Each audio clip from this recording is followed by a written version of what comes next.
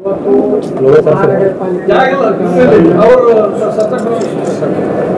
Commissioner ಅಕ್ರಮವಾಗಿ ಕೋರ್ಟಿನ ಆದೇಶಕ್ಕಾಗಿ ಸಹ ಅಲ್ಲಿ ಕೋರ್ಟ್ನಲ್ಲಿ ಈ ಒಂದು ವಿಚಾರಣೆ ಹಂತದಲ್ಲಿದ್ದಾಗ ಮೊದಲ ಬಾರಿಗೆ ಘೋಷಣೆಯನ್ನು ಮಾಡಿ ಹೈಕೋರ್ಟ್ಗೆ ಅಪಮಾನ ಮಾಡುವ ಅದರ ನಂತರ ದಿಢೀರ್ನೆ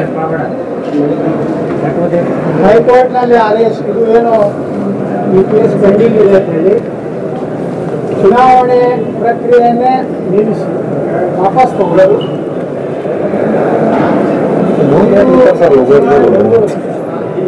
ಇವತ್ತು ಒಬ್ಬ ಸದಸ್ಯರು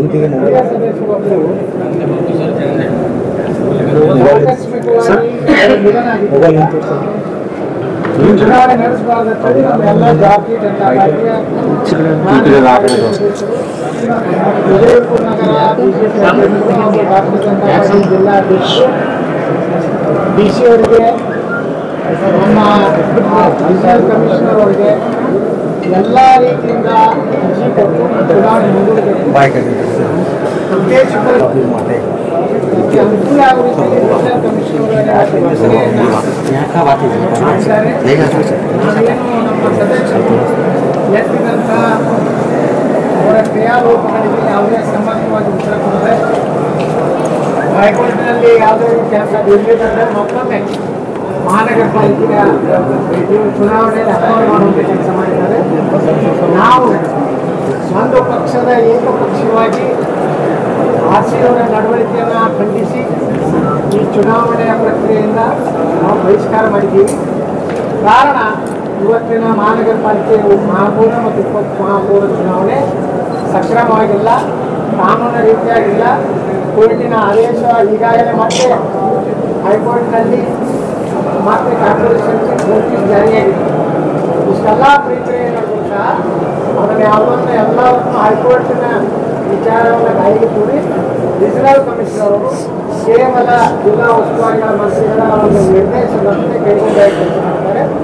ಈ ಒಂದು ಹಿನ್ನೆಲೆಯಲ್ಲಿ ನಾವು ಈ ಚುನಾವಣೆಯಲ್ಲಿ ಬಹಿಷ್ಕಾರ ಮಾಡಿ ಇಲ್ಲಿ ಬಿಜೆಪಿಯ ನಾವೇ 18 ಸದಸ್ಯರಿದ್ದೀವಿ.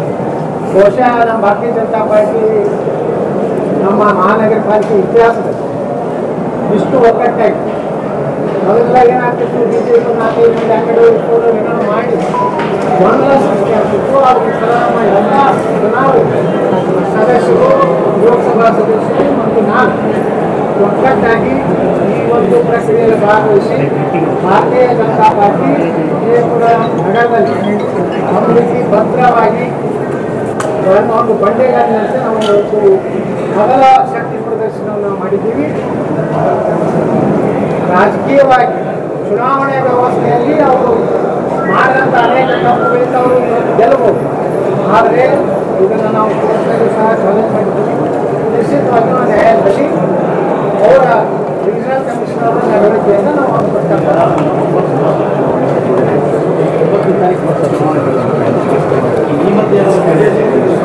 ನೋಡಿ. ಇವಾಗ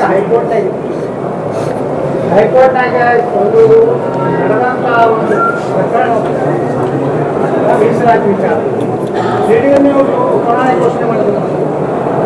ದಿಢೀರ್ನೆ ತಾವೇ ವಾಪಸ್ ತಗೊಂಡು ಅಂದರೆ ಯಾವತ್ತು ಏನೋ ಚುನಾವಣೆ ಆಗಿದ್ರೆ ಬಿಜೆಪಿ ನಿಶ್ಚಿತ ಗೆಲ್ತಿದ್ರು ಭಯ ಕಾಂಗ್ರೆಸ್ ಬಂದಿದ್ದರಿಂದ ಇವತ್ತು ಆ ತಪ್ಪು ಅಂತ ಮಾಡಿದ್ರು.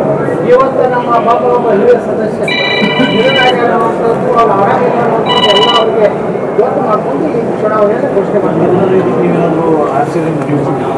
RC ಅವರಿಗೆ ನಮ್ಮ ಪಕ್ಷದ ಜಿಲ್ಲಾಧ್ಯಕ್ಷರು, ನಮ್ಮ ಜಿಲ್ಲಾ ಪ್ರಧಾನ ಕಾರ್ಯದರ್ಶಿಗಳು, ವಿಜಯಪುರ ಮಹಾನಗರ ಪಾಲಿಕೆ ಎಲ್ಲ ಸದಸ್ಯರು ಮನೆಗೆ RC ಕೊಡ್ತಾರೆ, ಸಚಿವರು ಕೊಡ್ತಾರೆ. ಎಲ್ಲರಿಗೂ ಎಲ್ಲಿ ಸಂಬಂಧಪಟ್ಟಂಥ ಇಲಾಖೆ ಕೊಡುವಂಥ ಪ್ರಯತ್ನ ಮಾಡಿದ್ವಿ. ಚುನಾವಣಾ ಪ್ರಕ್ರಿಯೆಯನ್ನು ಬಹಿಷ್ಕರಿಸೋದಕ್ಕೆ ಪುರಸ್ಕಾರ ಮಾಡಿ ನೇರವಾಗಿ ಚುನಾವಣೆನ ಅಕ್ರಮವಾಗಿ ಮಾಡ್ತಾ ಇದ್ದಾರೆ. ಇವರು ಸರಿಯಾದ RC ಅವರು ಅದಕ್ಕೆ ಉತ್ತರ ಕೊಡಬೇಕಾಗಿತ್ತು. DC ಅವರು ಹಿಂಗಾಗಿ ಮನವಿ ಕೊಟ್ಟಾರ. ತಮ್ಮ ಅವಗಾಹನೆಗಾಗಿ ತರ್ತೀನಿ ಅಂತ DC ಬರ್ತಾರೆ. ಆದರೆ ಯಾವುದೇ ಪ್ರಶ್ನೆಯನ್ನು ನಾವು ಕೇಳಿದಾಗ ಒಬ್ಬ ಚುನಾವಣೆ ಅಧಿಕಾರಿ ಅವೆಲ್ಲಗಳ ಬಗ್ಗೆ ಮೊದಲೇ ನಮ್ಗೆ ಮಾಹಿತಿ ಕೊಡಬೇಕಾಯ್ತು, ಉತ್ತರ ಕೊಡಬೇಕಾಯ್ತು, ಕೊಟ್ಟಿಲ್ಲ. ಅದಕ್ಕೆ ಆರ್ಸಿಯವರು ಒಂದು ಸೈಡ್ ಏಕಪಕ್ಷೀಯವಾಗಿ ಈ ಚುನಾವಣೆಗೆ ಕಾಂಗ್ರೆಸ್ ಪಕ್ಷಕ್ಕೆ ಅನುಕೂಲ ಮಾಡಲಿಕ್ಕೆ ಚುನಾವಣೆ